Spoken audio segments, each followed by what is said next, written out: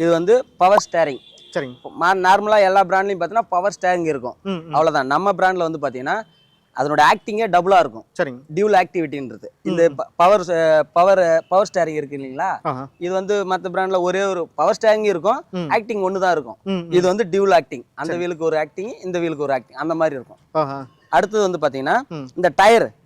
இது வந்து பெரிய டயர், அதாவது 7.50 டயர். இது 7.50. அது இந்த டயர் வந்து பார்த்தீங்கன்னா மோஸ்ட்லி ஜேசிபிக்கு ஒரு 55 HP அந்த இதில் தான் வரும். இப்போ வந்து நம்ம 50 HP இந்த டயர் கொடுக்குறோம். இது வந்து நல்லா ஃப்ரண்ட் லிஃப்ட் ஆகாது. அடுத்தது வந்து பார்த்தீங்கன்னா கிரிப் பிடிச்சி நல்லா ரன் பண்ணுறதுக்கு லோடை இழுக்கிறதுக்கும் ஒரு சப்போர்ட்டிவாக இருக்குது. அடுத்து சார் கிளட்சி. இந்த கிளட்சி வந்து பார்த்தீங்கன்னா டியூல் கிளட்சிங் சார் ஆப்ஷனு. இது வந்து பார்த்தீங்கன்னா இந்த ஆஃப் வந்து பார்த்தீங்கன்னா வண்டி மூவ் ரன் பண்ணும்போது சப்போஸ் பிடிஓ யூஸ் பண்ணணும் அப்படின்னா ஃபுல் கிளட்சிங் சார். ஃபுல்லாக